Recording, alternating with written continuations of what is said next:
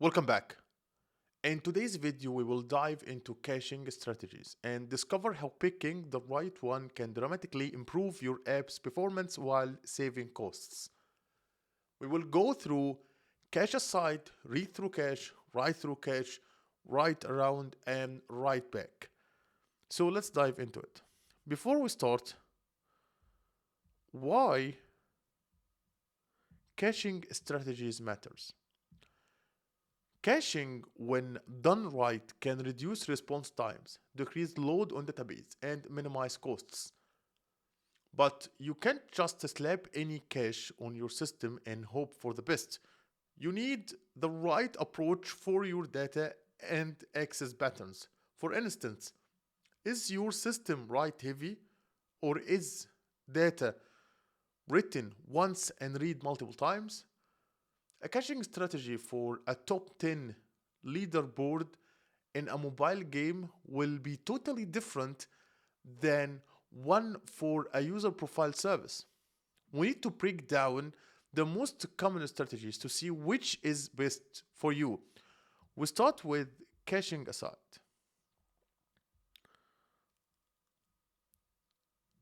Cache aside is the most common pattern I have seen in any projects.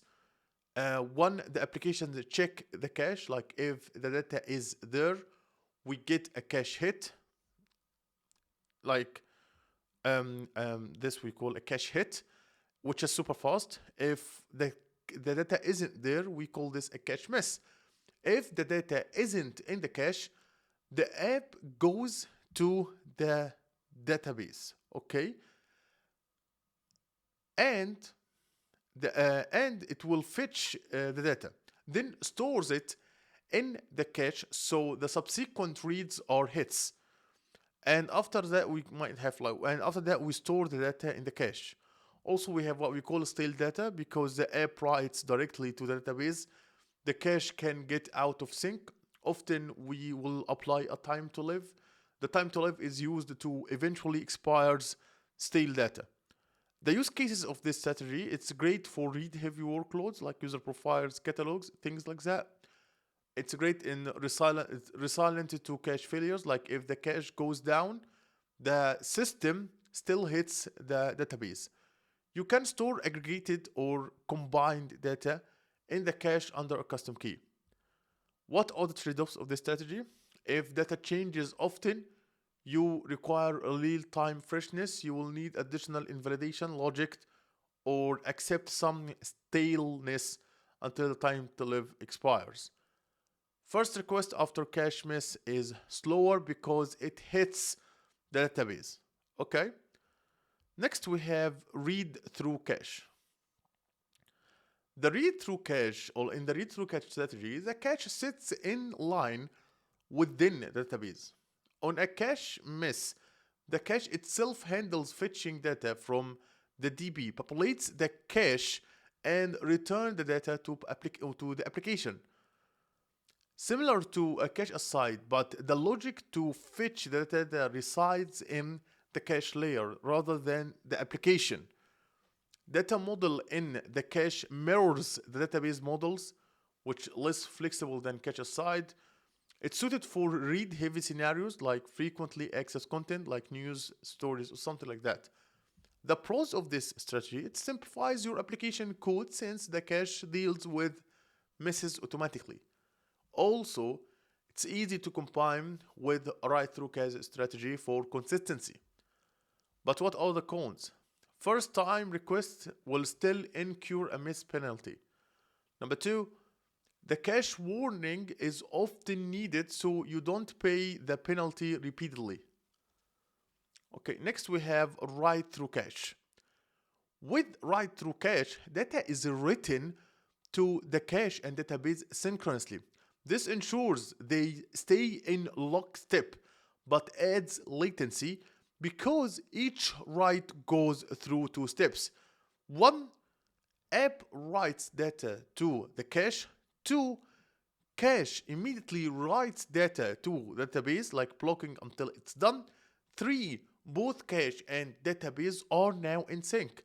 The advantages of write through cache is consistency, because the cache and the database match after every write.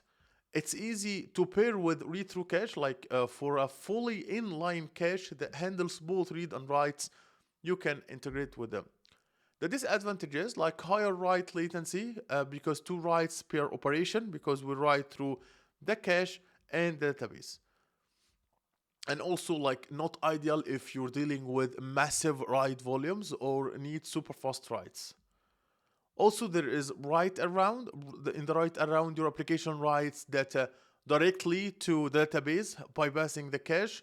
The cache only stores data that's read often, ideal for data that's write heavy but read rarely.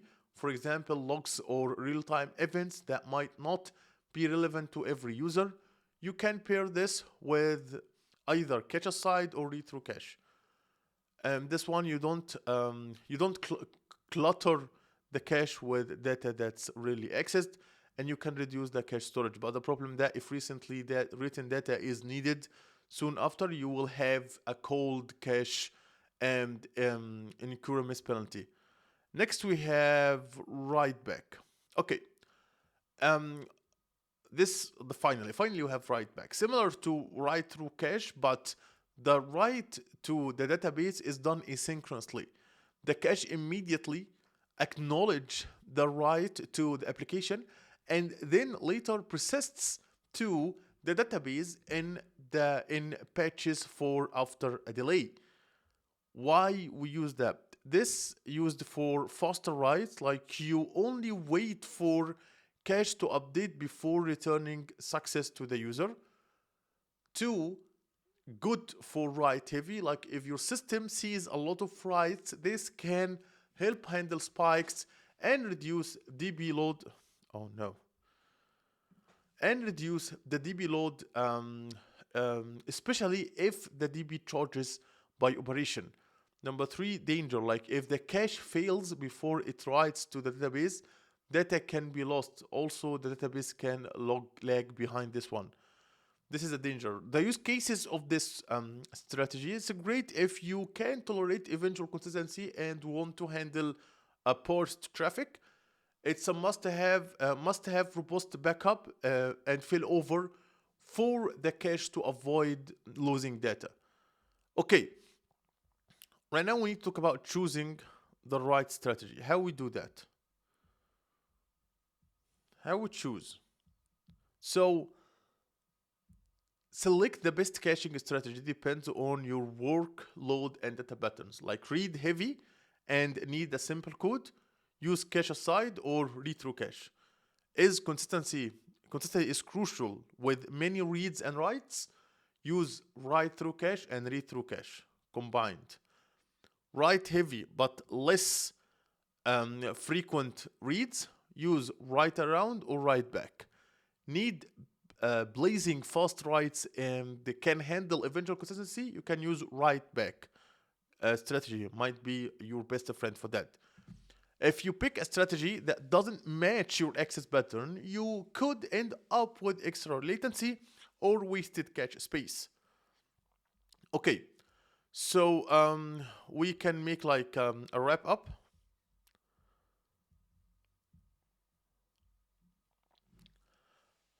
We have covered the most popular caching strategies, cache aside, which is common, flexible, application managed.